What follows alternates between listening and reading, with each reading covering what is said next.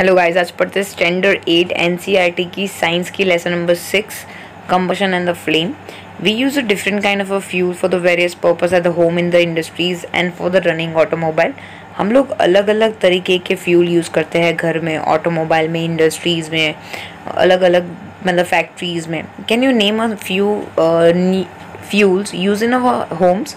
आपके कुछ नाम दे सकते हो फ्यूल्स के? हाँ, बहुत सारे. LPG, CNG, petrol, diesel, kerosene, बहुत ज़्यादा. Name a few fuels use in and trade and industries, जो पेट्रोल, डीजल्स, फिर LPG, CNG. What fuels are use for the running automobile? Automobile में कौन कौन से फ्यूल यूज़ होता है? सो आपकी लिस्ट में कुछ इस हिसाब से आएंगे: cow dung, wood, coal, charcoal, petrol, diesel, CNG जिसको बोलेंगे compressed natural gas. You are familiar with the burning of an candle? आपको बर्निंग कैंडल का तो पता ही होगा. What is the difference between burning of a candle and the burning of a fuel like a coal? So candle का burn होना और कोल का बर्न होने में क्या डिफरेंस है, हम लोग ये लेसन में पढ़ेंगे.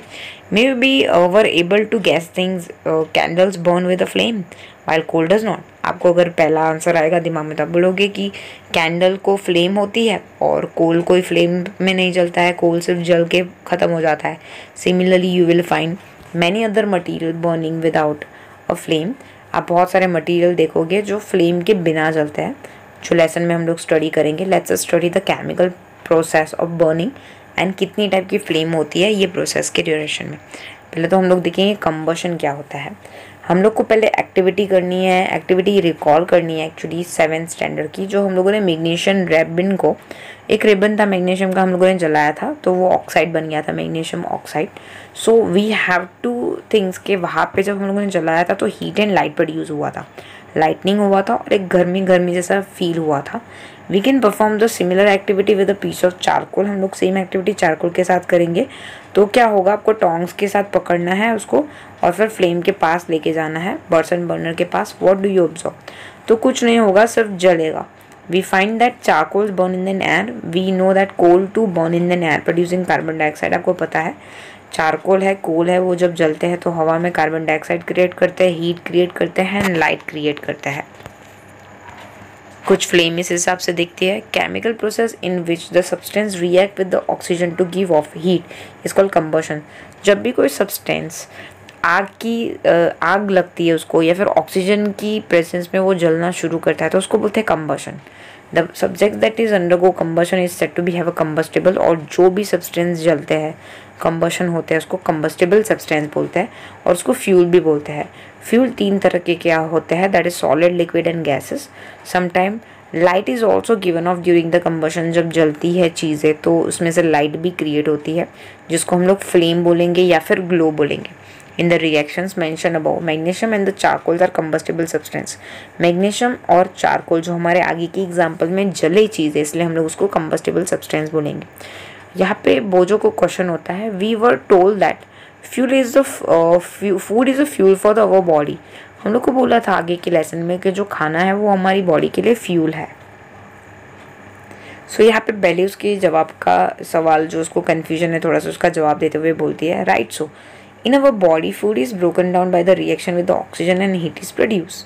हम लोगों ने क्लास 7 में पढ़ा था कि जो खाना खाते हैं उसके अंदर जो ऑक्सीजन होता है वो ब्रोक डाउन होता है, फूड ब्रोक डाउन होता है, उसमें से ऑक्सीजन और गर्मी क्रिएट होती है. 6.1 एक्टिविटी देखेंगे. आपको कलेक्ट करने हैं कुछ मटेरियल. स्ट्रॉ है, मैचस्टिक है, कैरोसिन है, ऑयल है, पेपर है, आयरन नेल्स है, स्टोन पीस है और ग्लास है. और आपके ऑब्जर्वेशन उसको बारी बारी जला के देखने कि वो कंबस्टेबल सब्सटेंस है या फिर नॉन कंबस्टेबल सब्सटेंस है. तो यहाँ पे हमारे पास 2 क्वेश्चन रेज हो गए. What is a combustible substance and what is non combustible substance. जो भी कंबस्टेबल सब्सटेंस है वो ऑक्सीजन की प्रेजेंस में जलना शुरू हो जाते हैं तो उसको कंबस्टेबल सब्सटेंस बोलते हैं. और जो सब्सटेंस ऑक्सीजन की प्रेजेंस में जलते नहीं है उसको नॉन कंबस्टेबल सब्सटेंस बोलते हैं. Wood combustible, paper combustible, iron nail non combustible, kerosene oil combustible, stone piece non combustible, straw non combustible, charcoal combustible, matchsticks combustible, glass non combustible.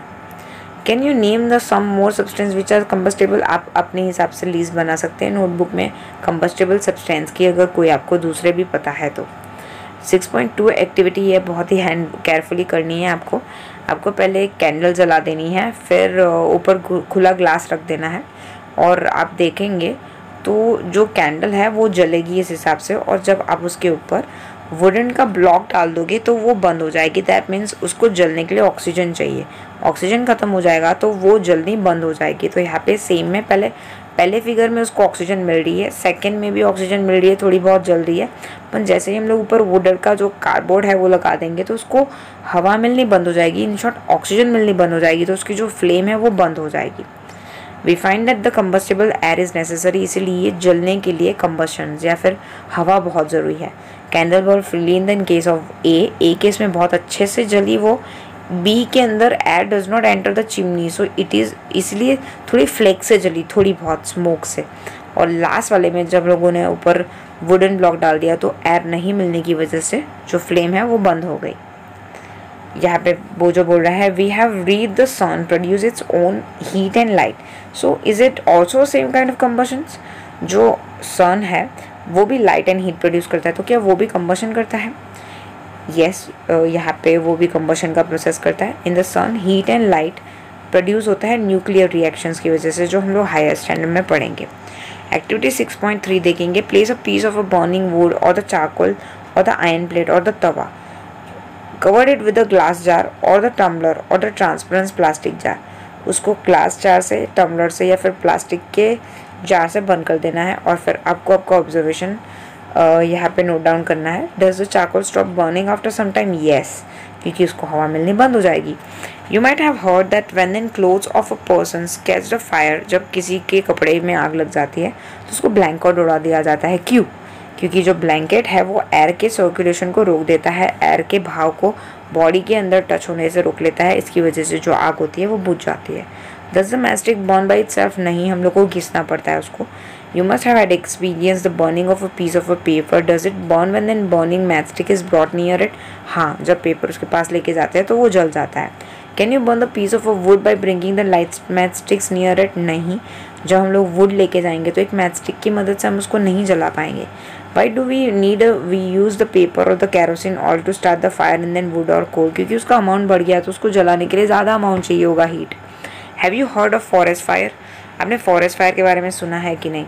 Actually जब पत्ते बहुत ही मतलब अगर देखने जाए तो सूखे हो जाते हैं, जब सूखे पत्ते एक दूसरे के साथ फ्रिक्शन क्रिएट करते हैं, जब घिसान महसूस होता है, दोनों के बीच में घिसावट होती है सूखे पत्तों के बीच में, तो उनके बीच में फ्रिक्शन क्रिएट हो जाने की वजह से हीट क्रिएट होती है और हीट की वजह से आग लग जाती है।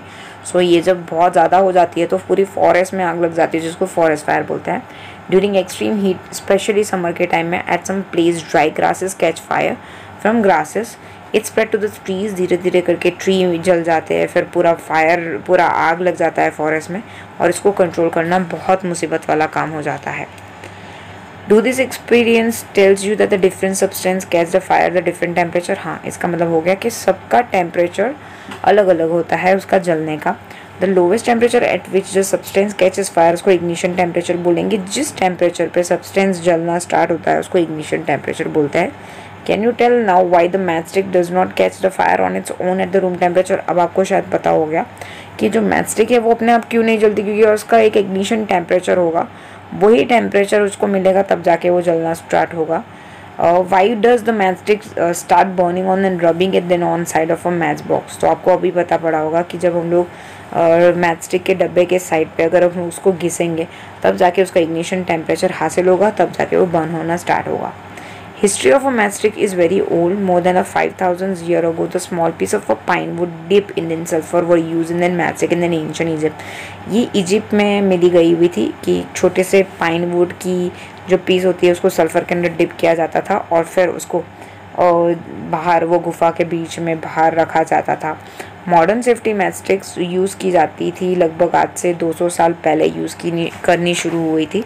Mixture of the antimony trisulfide, potassium chloride and white phosphorus with some glue and then starch was applied on the head of the match made of a suitable wood. wood के ऊपर ये तीनों का मिक्सचर करके glue की मदद से चिपकाया जाता है।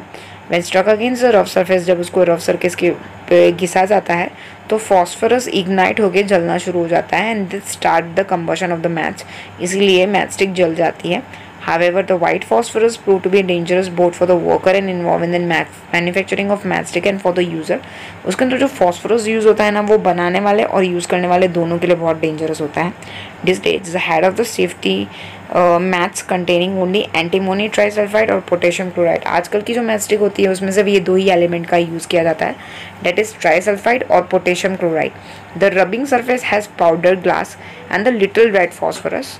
और जो रबिंग सरफेस होता है उसके ऊपर पाउडर ग्लास का पाउडर और रेड फॉस्फोरस को डाला जाता है, जो कम डेंजरस माना जाता है. जब मैचस्टिक को उसके अगेंस्ट घिसा जाता है तो जो रेड फॉस्फोरस है वो कन्वर्ट हो जाता है वाइट फॉस्फोरस में, और वो इमीडिएटली पोटेशियम क्लोराइड के साथ रिएक्शंस में आ जाता है और वो इग्नाइट होना स्टार्ट हो जाता है और कंबशन का प्रोसेस स्टार्ट होता है. यहाँ पे we find the combustible substance cannot catch the fire or the burn as long as its temperature lower than the ignition temperature. हम लोगों ने अभी पढ़ा, जब भी किसी टेम्परेचर, किसी ऑब्जेक्ट का टेम्परेचर इग्निशन टेम्परेचर पे पहुंच जाने के बाद ही वो जलना शुरू होगा. Have you ever seen the cooking oil catch the fire when then frying pan is kept for the long burning stove. आपने फ्राइंग पैन के अंदर ऑयल को जलते हुए देखा होगा अगर आप ज़्यादा टाइम तक फ्राइंग पैन को गैस स्टोव के ऊपर रहने दोगे. Kerosene oil and then wood do not catch fire on its own at the room temperature. Kerosene और वुड को अगर रूम टेम्परेचर में खुला छोड़ दोगे तो वो जलना शुरू नहीं हो जाएंगे क्योंकि उसका अभी इग्निशन टेम्परेचर रीच नहीं हुआ होगा. But kerosene oil is heated a little, it will catch a fire. अगर कैरोसिन ऑयल को आप थोड़ा सा जलाओगे तो वो जलना शुरू हो जाएगा. But if the wood is heated in little it would not be catch fire. आप वुड को थोड़ा जलाओगे तो वो फायर नहीं क्रिएट कर देगा. Does it mean that ignition temperature of kerosene oil is lower than the wood. इसका मतलब ये हो गया कैरोसिन ऑयल जल्दी जल गया तो दैट मीन्स उसका जो इग्निशन टेम्परेचर होगा वो कम होगा वुड की कंपैरिजन में. Does it means that we need to be take the special care in storing the kerosene. Yes, kerosene को स्टोर करने के लिए एक स्पेशल केयर रखने की ज़रूरत है. The following activity shows that essential for the substance to reach the ignition temperature to burn. So इसीलिए नीचे कुछ एक्टिविटी दी हुई है जो इग्निशन टेम्परेचर के बारे में दी गई है. केयरफुली हैंडल करनी है. आपको ऐसे 2 पेपर कप बना देने हैं और फोल्डिंग कर देना है ऐसे शीट ऑफ पेपर को. 50 ml वाटर डालना है 1 कप में, दोनों को गर्म करना है and heat the both the cup separately with the candles की वजह से दोनों को गर्म करना है. एक में पानी डालना है, एक में कुछ नहीं डालना है. ऑब्जर्व करना है. What happen to the empty paper, जल जाएगा. What happen to the paper cup with the water, नहीं जलेगा. Does the water in this cup become hot, वो गर्म हो जाएगा पानी. If the continue heating the cup we can even boil the water in paper cup. अगर थोड़ा ज़्यादा गर्म करोगे तो पेपर कप के अंदर का पानी बॉयल होना शुरू हो जाएगा. Can you think of an explanation for this phenomena. आप उसके फेनोमेना के बारे में बता सकते हो. देखते हैं. Heat supply to the paper cup is transfer to the water by the conduction. Conduction की वजह से जो हीट होगी वो पेपर कप के पानी के अंदर ट्रांसफ़र हो गई होगी. So in the presence of the water जो उसका इग्निशन टेम्परेचर होगा of a paper is not reach, hence it does not burn. So इसीलिए जो पेपर का जो टेम्परेचर है वो इग्निशन टेम्परेचर तक नहीं पहुंचा होगा, इसके लिए वो बर्न नहीं हुआ होगा. The temperature which have a very low ignition temperature and can burn easily, उसको इन्फ्लेमेबल सब्सटेंस बोलेंगे. जिसका इग्निशन टेम्परेचर कम होता है और जिसको फायर बहुत जल्दी लग जाती है, मतलब बहुत जल्दी जल जाता है, तो उसको इन्फ्लेमेबल सब्सटेंस बोलते हैं. Specially LPG, liquefied petroleum gas, petrol, alcohol. आपको अगर कोई दूसरी भी लिस्ट पता है तो आप लिख सकते हो. आगे की पढ़ाई हम लोग पार्ट 2 में करेंगे. Thank you so much. अभी तक आपने हमारी चैनल को सब्सक्राइब नहीं किया है तो सब्सक्राइब आइकन को क्लिक करके सब्सक्राइब कर दीजिए. कमेंट में ज़रूर बताइए वीडियो आपको कैसी लगी और लाइक करना मत भूलिएगा. Thank you so much.